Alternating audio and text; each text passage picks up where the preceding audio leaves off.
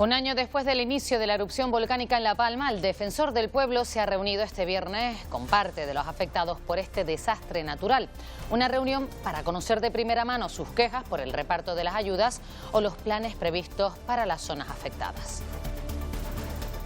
Esto es ser exigente y pedir que se haga más, que se haga mejor, que se haga hasta el final, que se haga sin dejar a ninguno en ninguna situación de indefensión.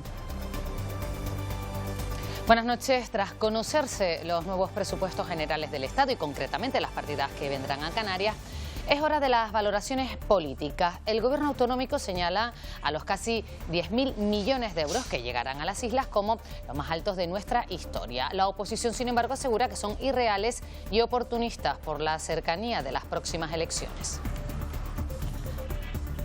Y a pesar de la recuperación del sector turístico tras la pandemia, los datos de reservas para el invierno son menos optimistas. Por el momento son un 24% menos que las registradas en 2019. Desde la Consejería y agrupaciones como Asotel se asegura que por la incertidumbre económica las reservas se realizan apurando hasta el momento de viajar. Entra en vigor la ley de la libertad sexual, conocida como Solo sí es sí. Una ley que elimina la distinción entre abuso y agresión y regula la necesidad del consentimiento expreso. La ley ve la luz 4 años después de la polémica sentencia de La Manada. Nos preguntamos si los ciudadanos conocen en profundidad los cambios que supone la nueva norma. Bueno, y quienes hayan paseado por Mesa y López en Las Palmas de Gran Canaria esta tarde puede que se hayan encontrado con esta imagen. Son decenas de mujeres que protagonizan este flash mob portando sus bebés. Un acto en defensa de la crianza en brazos.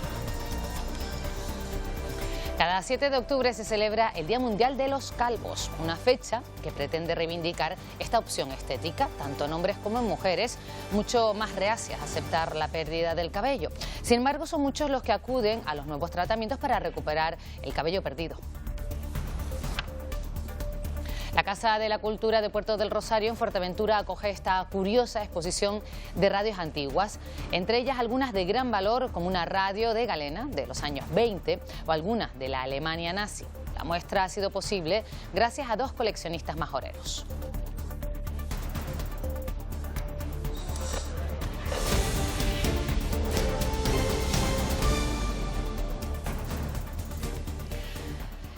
Ya sabemos que los presupuestos del Estado para el próximo año destinan a Canarias casi 10.000 millones de euros. Ahora inicia su trámite parlamentario y empiezan las valoraciones. Mientras que el Gobierno de Canarias destaca que son un 14% más que el presupuesto anterior, para la oposición estas cuentas son irreales y oportunistas por las próximas elecciones.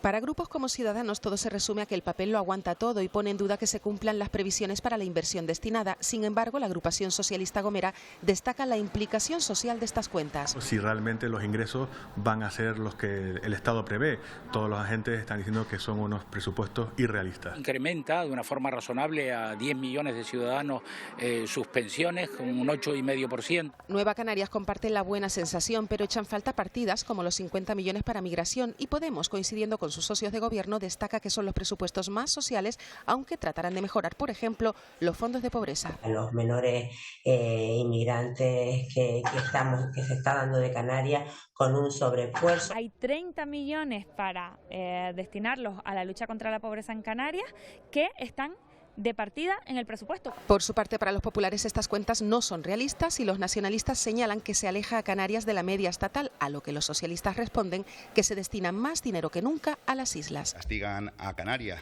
y tenemos que decir también que de manera general son unos presupuestos totalmente irreales y totalmente electoralistas. A pesar de que los presupuestos han subido en Canarias con carácter general, faltaría más porque suben en toda España, en Canarias suben menos que en el resto de España. Unos presupuestos pensados para el 99% de la población de nuestro país, que es la clase media y trabajadora, y por lo tanto unos magníficos presupuestos para Canarias. También se incrementa la partida destinada al Ministerio de Ciencia y en lo que respecta a Canarias se ha contemplado un montante económico de 5 millones de euros para el nuevo Centro Nacional de Vulcanología. Con este dinero comenzarán a dar una infraestructura muy demandada por la comunidad científica.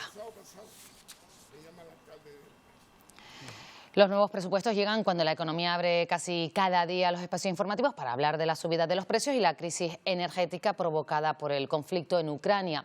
La incertidumbre continuará aún durante mucho tiempo, según los economistas. Una vez superada la pandemia, el crecimiento económico experimentado con la reapertura de las fronteras vuelve a cifras de 2019. Llevamos 2 años de crecimiento para compensar el bajón que tuvimos de el 10% con la pandemia, pero la subida de los tipos de interés básicamente es para intentar controlar la inflación. Los economistas advierten sobre lo que pasará en el futuro. El Fondo Monetario Internacional está viendo que el interés de los países es seguir subiendo los intereses hasta que la inflación esté controlada y eso va a llevar a una recesión sí o sí. Con los presupuestos de 2023 ya presentados y un incremento del gasto, Canarias se ve beneficiada al recibir un 14% más que el año anterior. Hay unas elecciones en mayo, me parece que son locales y autonómicas primero y después hay unas elecciones generales. Entonces, claro, yo disparo el gasto, porque lo que quiero hacer es que es la historia más antigua del mundo, ¿no? La obra siempre se termina justo antes de las elecciones. Varios frentes abiertos. ¿El fin del conflicto en Ucrania será también el fin de la crisis energética? Preocupación también por el comportamiento del turismo en Canarias esta temporada de invierno. Para los próximos meses hay previstas 2 millones de plazas aéreas más que el año pasado, aunque las reservas son inferiores que en época prepandémica.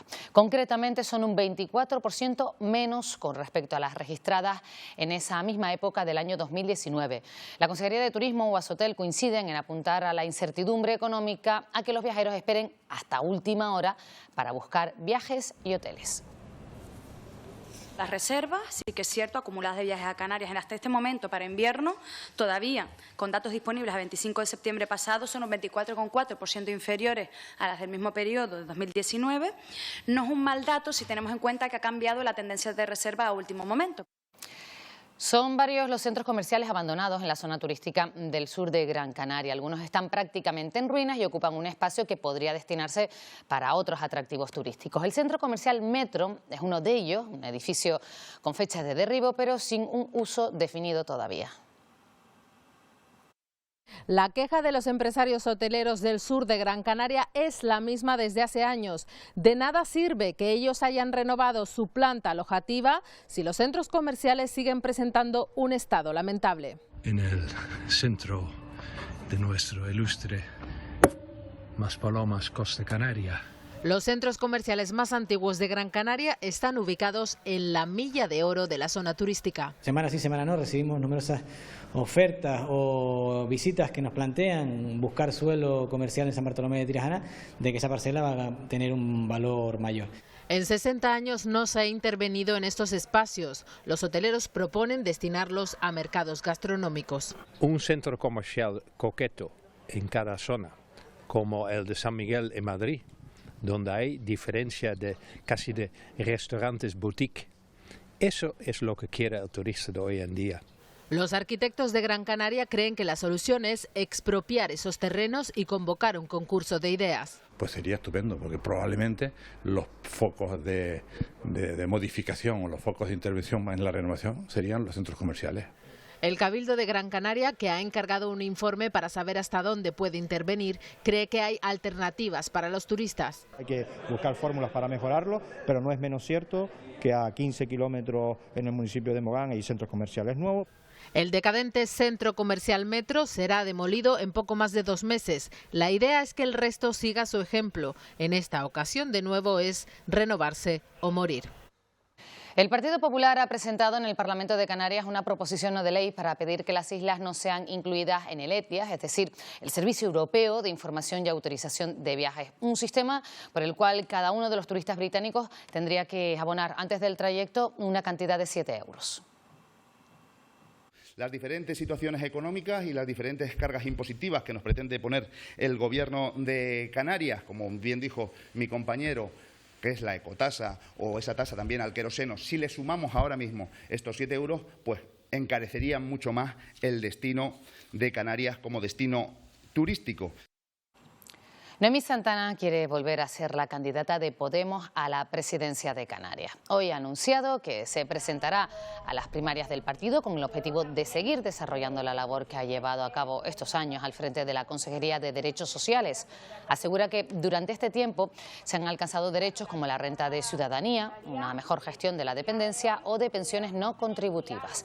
Así lo ha expresado esta tarde en un encuentro con ciudadanos en el barrio capitalino de Chamán.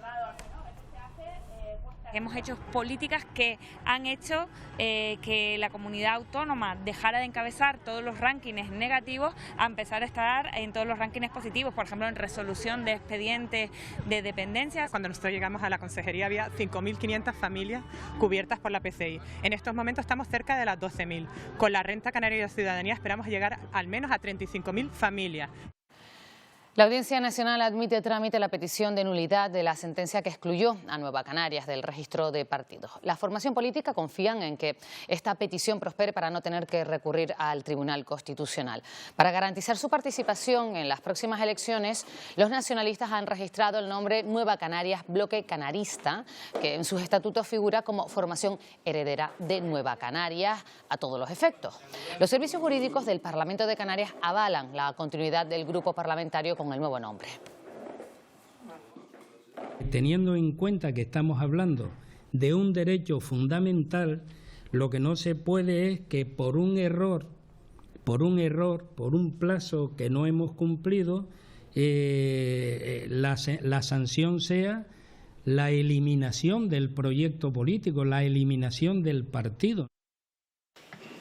10 de los acusados del caso Montecarlo han sido absueltos, entre ellos el exalcalde de Recife, el socialista José Montelongo. Así lo recoge la sentencia que se ha hecho pública hoy. Los únicos condenados han sido la exconcejala de Hacienda y el exinterventor del ayuntamiento, a los que se les ha impuesto penas de inhabilitación para empleo y cargo público por delitos de prevaricación.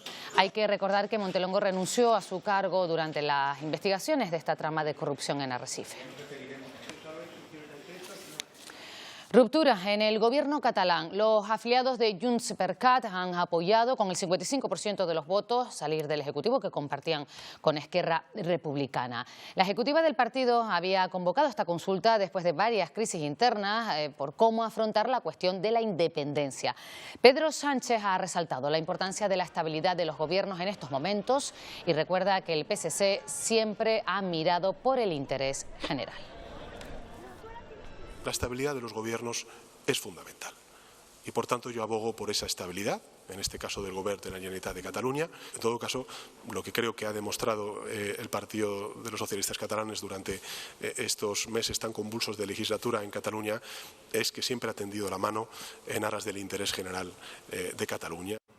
Pues el presidente Pere Aragonés estuvo toda la tarde reunido con su equipo estudiando los diferentes escenarios. Hace tan solo unos minutos comparecía para valorar la salida de Junts del gobierno, dejando a su grupo en minoría, y ha anunciado que los cargos que deja la formación saliente serán ocupados rápidamente en los próximos días. Renovaré el Consell Executiu amb la incorporació de nous consellers i conselleres amb qui compartim una clara visió transformadora i una inequívoca voluntat en fer que Catalunya decideixi amb llibertat el futur del país. Cumbre informal de los líderes de la Unión Europea mantenida este viernes en Praga. De allí han comenzado esos trabajos para establecer un límite al precio del gas que irán concretando a lo largo de octubre y han vuelto a condenar la anexión de los territorios ucranianos que ha llevado a cabo Putin. Precisamente hoy el Nobel de la Paz ha sido otorgado a dos organizaciones en defensa de los derechos humanos en Rusia y Ucrania y a un activista bielorruso que ha luchado por promover la democracia y la paz.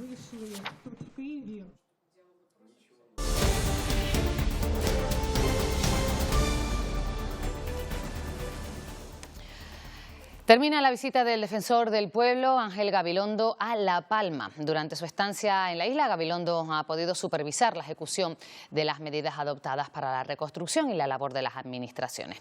Acompañados por el diputado del Común, ha podido conocer también cuáles son las necesidades que los afectados siguen teniendo un año después de la erupción. En primera persona y a través de la voz de sus protagonistas, así ha podido conocer Ángel Gabilondo la incertidumbre que siguen teniendo los afectados por el volcán y las soluciones que demandan para recuperar su vida. Diciéndonoslo claramente por dónde les duele lo que aquí está pasando. ¿Esto es descalificar todo lo que se ha hecho? No. Esto es ser exigente y pedir que se haga más, que se haga mejor, que se haga hasta el final, que se haga sin dejar a ninguno en ninguna situación de indefensión. Y esto es lo que nos tocará a nosotros velar por hacer. Lo primero son las personas y a través de ahí empezar a ubicarse en un plan integral de la recuperación de la isla, teniendo en cuenta las personas primero y siguiendo después por todo lo demás. Se ha escuchado también las peticiones de las administraciones que pasan por más financiación y la modificación de leyes. Tanto la ley de expropiaciones como la ley de contratos del Estado, como la ley del suelo, como determinados aspectos de ordenación del territorio, es necesario repensarlo, posiblemente sea en una legislación específica para las personas afectadas por una erupción volcánica. El defensor del pueblo recordó que en La Palma se actuó de oficio al no haber recibido ninguna queja. Tras la visita se realizará un informe y seguirán supervisando la reconstrucción de la isla. Hoy entra en vigor la ley del solo sí es sí, pero sabemos en qué consiste. La sentencia de la Manada dio lugar hace 4 años al nacimiento de esta ley, que ya es una realidad. La pena máxima será de 15 años de prisión en caso de violación y de 8 en la de agresión sexual. Todo acto sexual sin consentimiento expreso se considera una violación. No habrá distinción entre abuso y agresión sexual. En la calle todavía se desconocen muchos de los términos de esta ley. Me suena un poco, pero no tengo muy claro exactamente en qué consiste. No, la verdad que no. No lo había oído hablar, o sea, no tenía ni idea. Se consideran también violencias sexuales, la mutilación genital femenina, el matrimonio forzado y la trata de mujeres. La mutilación de genitales, pues eso son otras culturas y oye, al fin y al cabo somos personas y tenemos todos unos derechos. Que hay gente a la que todavía hace falta dejárselo más claro. Y se introduce como agravante que la víctima sea drogada y que entre la víctima y el agresor exista o haya existido una relación de pareja. Estoy perfectamente de acuerdo y me parece estupendo que ya es hora de que el gobierno empiece a pensar en los ciudadanos y las agresiones. No, hombre, a mí me parece muy bien. La verdad, sí, estoy de acuerdo. Se piensan que tienen un dominio superior sobre la mujer y ya que ante cualquier situación desfavorable, pues ellas van a ceder y van a callar. Y lo veo una medida muy buena y prometedora. La ley penaliza el acoso callejero y se multará el reenvío de imágenes de terceros que hayan sido grabadas sin su consentimiento. La Universidad de La Laguna es la primera y hasta el momento la única del país que ha conseguido la certificación de igualdad de género y retributiva. La responsable en materia de igualdad del centro tinerfeño es contundente al condenar lo ocurrido en el Colegio Mayor madrileño. El vídeo con los estudiantes del Colegio Mayor Elías Aúja insultando a sus compañeras de la Universidad Complutense ha ocupado la actualidad informativa esta semana. Agradezco que hayan visibilizado este tipo de actuaciones para que la sociedad tome conciencia de que esto ocurre. La responsabilidad no solamente son de los 3 o 4 chicos de la ventana, es del centro, de la universidad que está detrás. No vale de que esto es una broma, no le hace gracia a nadie. Muchas mujeres han muerto porque nuestra sociedad haya normalizado este tipo de insultos, humillaciones y vejaciones. El Centro Universitario Tinerfeño es el primero y el único del país con un certificado que acredita su compromiso con la igualdad de género. Tenemos que promocionar cada vez más la igualdad y que toda la comunidad educativa tiene que estar implicada. El 70% del alumnado en las carreras relacionadas con la salud es femenino. En las carreras técnicas con salarios más altos, el porcentaje se invierte. Si un 22% solo de mujeres opta por estas carreras, es que todavía la elección o el proceso vocacional no es libre, viene condicionado por nuestra cultura. Hacen falta referentes. La rectora de la universidad, catedrática de Ingeniería y licenciada en Informática, anima al alumnado femenino a incorporarse a las titulaciones técnicas. No puede haber equidad si nosotras seguimos dedicándonos a los cuidados y a la enseñanza, y ellos a lo técnico y lo digital. Aunque el 65% de las alumnas hacen máster, solo 3 de cada 10 profesoras son catedráticas. Save the Children estima que solo el 15% de los abusos sexuales a menores se denuncian. Clave A es una forma de denunciar sin tener que verbalizar lo que ocurre. Este gesto es una señal de alarma. Si un menor hace una V invertida, quiere decir, o una A, quiere decir que está sufriendo una agresión y que está pidiendo auxilio. A escribir en su mano, en el papel, en cualquier lugar, la A, que es la A de abuso, de agresión, de ayuda de auxilio con la boca triste. Puede decir también clave A, código de auxilio, de ayuda, clave A, o llamar al 112 y también decir clave A. Va en saber también identificar, porque muchas veces los niños, las niñas no saben que están siendo víctimas de algún tipo de violencia sexual. Sobre todo porque este tipo de violencia se da principalmente dentro del entorno. Por supuesto, primero lo tienen que conocer las personas que trabajan con menores, porque evidentemente aquí lo que se trata es de educar primero a las personas, a los profesionales, a las familias también, a que sepan con qué recursos pueden contar. 1.500 docentes, universitarios, entidades y profesionales de los cuerpos y fuerzas de seguridad están recibiendo formación para familiarizarse con esta herramienta. La Fiscalía General del Estado ha ordenado hoy que se escuche a las familias con fallecidos por COVID en residencias de mayores. Desde el Ministerio Público consideran que es preciso adquirir un conocimiento detallado y analizar la situación actual. Una circunstancia que se produce en plena polémica con Madrid por las palabras con las que se ha dirigido a este asunto el vicepresidente de la región. Tiene más datos Adai Sánchez. Las muertes por COVID en las residencias de mayores han vuelto a ser objeto de estudio por parte de diferentes administraciones. Todo después de que, para sorpresa del Partido Popular madrileño, saliera adelante una comisión de estudio sobre las residencias de la región. La polémica ha llegado de la mano de Enrique Osorio, el vicepresidente de la Comunidad de Madrid. Osorio manifestaba que los familiares ya habían superado lo ocurrido. Sin embargo, han sido los propios familiares los que se han mostrado indignados con estas palabras y se han sumado a la petición por parte de los diferentes grupos que conforman la oposición madrileña para que Osorio dimita. Y es que en el plano judicial la Fiscalía había dado carpetazo a todas las investigaciones. Sin embargo, ha sido justo este viernes cuando la Fiscalía General del Estado ha ordenado que todas las fiscalías de España remitan información y garanticen a los familiares de los fallecidos por COVID en las residencias de mayores que sean oídos en los procedimientos judiciales. Seguiremos usando las mascarillas en el transporte público. Así lo recomiendan los expertos, según ha dicho la ministra de Sanidad. Aunque el debate está en la calle, no se ha incluido en el Consejo Interterritorial de Salud celebrado este viernes. Un día en el que se ha notificado que desde el martes se han registrado 339 casos de COVID en mayores de 60 años en Canarias. Canarias lidera porcentualmente el ranking de matriculaciones de vehículos eléctricos a particulares en todo el país. Hoy comienza el 6º Salón del Vehículo Eléctrico de Canarias, promovido por el Cabildo de Gran Canaria. La isla concentra la mitad de los vehículos eléctricos del archipiélago y el mayor número de puntos de recarga. Pasa y siéntate y lo pruebas. Decenas de clientes han pasado este viernes por el Salón del Vehículo Eléctrico que impulsa cada año el Cabildo de Gran Canaria para ver las novedades. La mayoría quiere conocer las ventajas de ahorro que les aporta este tipo de vehículos sostenibles. En Gran Canaria circula actualmente la mitad de los coches eléctricos del archipiélago y tiene la mayor red insular de recarga. Si apoyamos puntos de recarga tanto en espacios públicos como en los hogares a través del autoconsumo, estamos facilitando muchísimo la adquisición de este vehículo porque contribuye a bajar enormemente los precios. Nuestra red de recarga, quitando Gran Canaria, que es un ejemplo, el resto de islas está todavía muy por detrás en la red de recarga y eso está influyendo mucho en la opción de compra del cliente.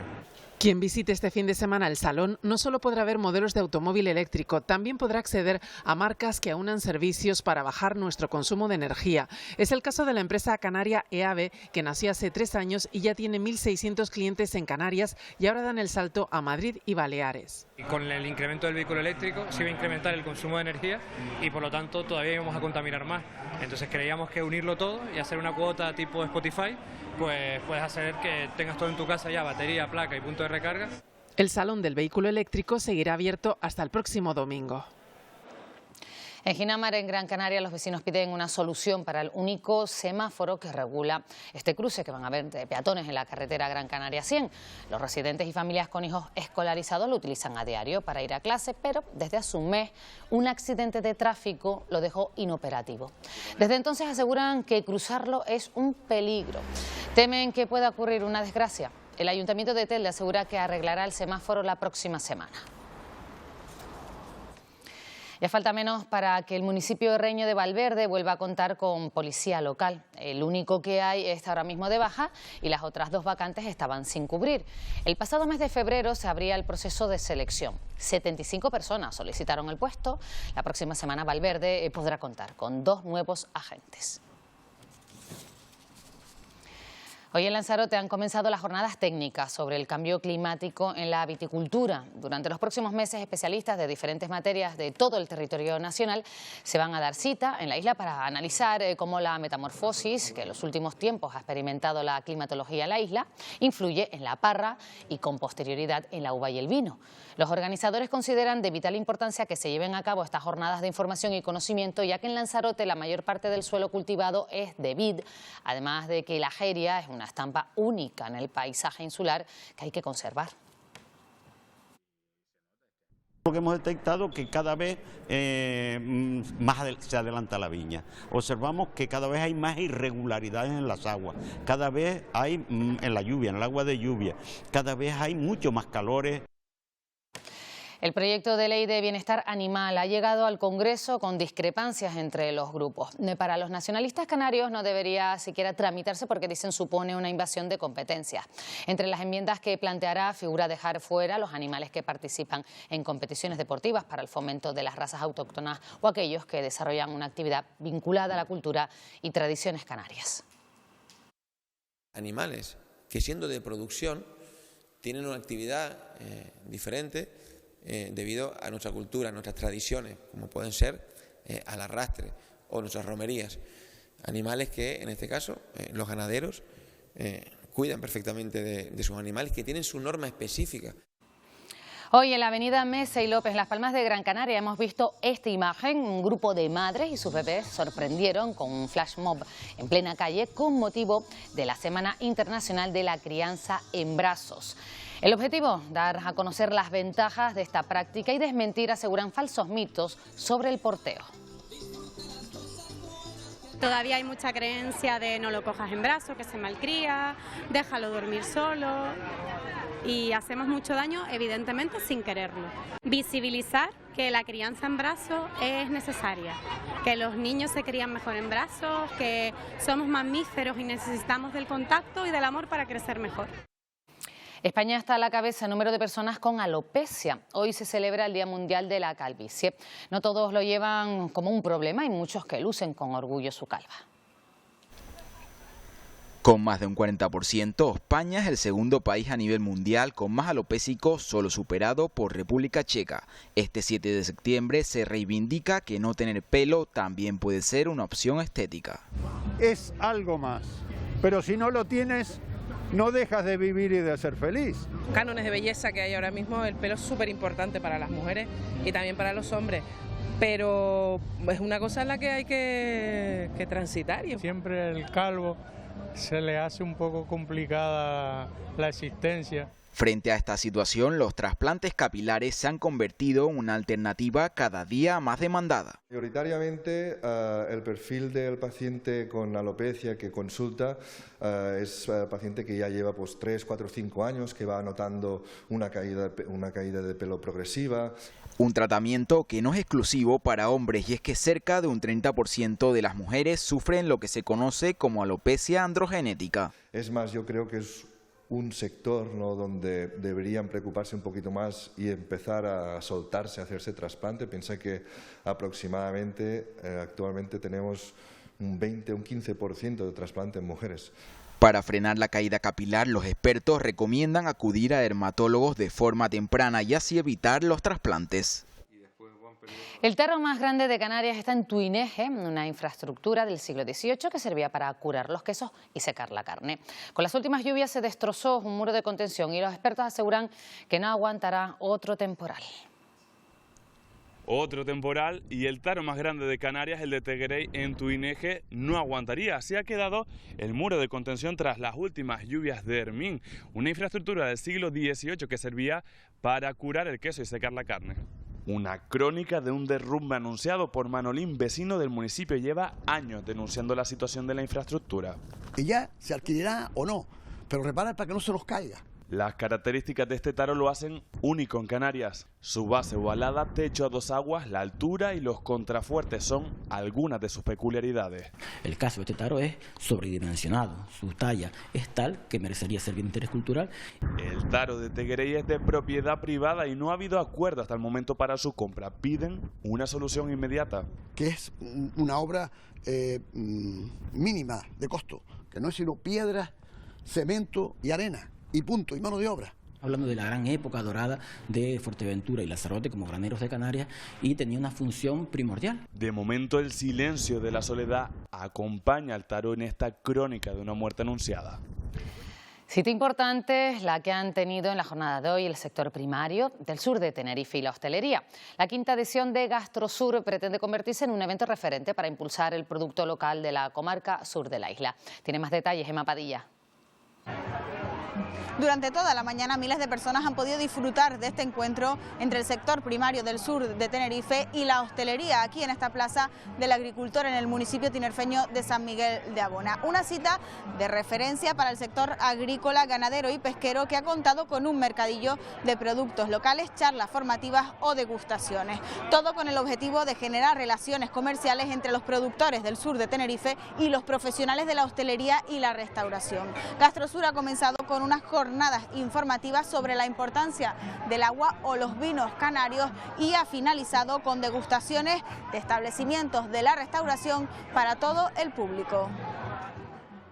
Han estado aquí pues empresarios, profesionales de restauración, productores, pero hemos contado además con la visita de los niños, que ha sido también precioso, nos han transmitido una energía increíble y además ellos han podido comprobar pues el producto de su tierra, el producto local. Alguno inclusive se dio la anécdota de que no conocía cómo era el higo y lo probó, lo saboreó, le gustó. Desde hoy La Gomera acoge la celebración de la 7ª edición del Foro de Agroecología y Biodiversidad de Canarias. 3 días de actividades para promover el desarrollo local ecológico en las islas, tanto en el ámbito rural como en el medioambiental, el social, el educativo y de la salud. Bajo el lema Ecolocal, sano, sabroso y cercano, esta tarde ha tenido lugar la primera de las 3 sesiones previstas con una jornada de sensibilización dirigida principalmente a la población gomera y centrada en el reconocimiento del alimento ecológico, local y fresco. Vamos a tener 3 días muy intensos. Hoy son las jornadas de inscripción y presentación. Culminaremos el domingo con una exposición de varios productores de la isla que pondrán a disposición sus productos para adquirir en el centro de visitantes. Un encuentro entre personas, entre colectivos y entre asociaciones relacionadas todos con el mundo agroecológico de Canarias, donde nos reunimos para intercambiar ideas, para fijar planteamientos, trabajos de hoy y de mañana.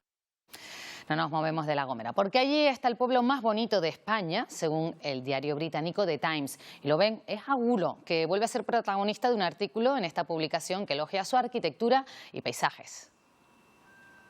Agulo forma parte de la red de los pueblos más bonitos de España desde 2021. Ha sido y es el pueblo más bonito y más limpio de toda España. Aunque para el diario británico The Times, Agulo es el más bonito de todos. El pueblo más bonito de España. Sí, te lo digo que sí. No es la primera vez que esta publicación británica muestra sus preferencias por Agulo. El pasado mes de mayo ya lo colocaba en el primer puesto de una lista de 20 pueblos por visitar. Es bueno para el turismo que lo diga un diario británico. En este artículo The Times habla sobre las terrazas de plataneras, también sobre la costa de la localidad y la posibilidad de alojarse aquí en el centro de Agulo con históricas casas de estilo canario. Estoy encantada de vivir en Agulo. Y los visitantes comparten esta opinión. Ayer mismo lo leí en Facebook y dicen que era el más bonito de España. ¿Y a usted qué le parece? Que es muy bonito, muy bien conservado. Para resumir, visitarlo es un placer y vivir en él una suerte. Agulo sigue siendo uno de los pueblos más bonitos de España. En los deportes, el fin de semana llega con un objetivo compartido en la Unión Deportiva Las Palmas y el Tenerife: reencontrarse con el triunfo después de sus respectivos empates, Daniel Álvarez, la pasada jornada. Exacto, Pilar, buenas noches. Tienen el mismo fin, pero hoy también ha habido otros puntos de debate. Ramis, por ejemplo, ha roto una lanza a favor de su equipo, asegurando que tiene menos puntos de los que merece y hasta ha echado cuentas. Y García Pimienta también ha echado un capote a uno de los suyos, a Vitolo. Que debute o no, dice, es decisión suya, pero necesita el apoyo de todos. Yo creo que debemos de tener como mínimo 4 más.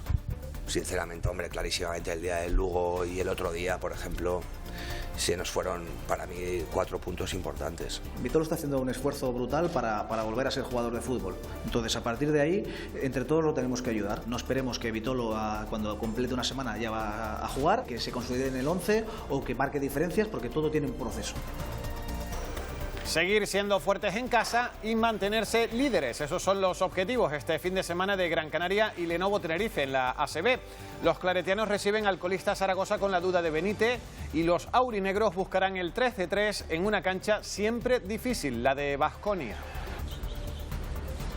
En un momento contamos más cosas y sobrevolamos el Hierro porque hoy ha comenzado una concentración de parapente y desde luego, Pilar, ya te lo imaginas, vale mucho la pena. Esas imágenes habrá que verlas, Dani, estamos contigo en tan Hasta solo ahora. unos minutos. Enseguida llegan los deportes, pero empieza el fin de semana y como siempre estamos atentos al tiempo. Hoy hemos visto algunas nubes más por el norte y mañana, Victoria Pérez, hay que tener el paraguas a mano en algunas zonas del archipiélago, ¿no es así? Así es, Pilar, paraguas en las medianías del norte de las islas de mayor relieve y quizá también en el interior de Tenerife. Tendremos por delante un fin de semana de tiempo otoñal, con nubosidad en cantidad variable. El tiempo más soleado, si quieren playa y sol, y temperatura agradable, la vamos a disfrutar en las zonas del sur, como siempre, donde se van a registrar esas temperaturas más suaves. Y no nos libramos de la calima, que vuelve. Después lo vamos a ver con detalle y en una hora menos seguimos conociendo la Canarias más impresionante con los planes para el fin de semana. Hasta ahora.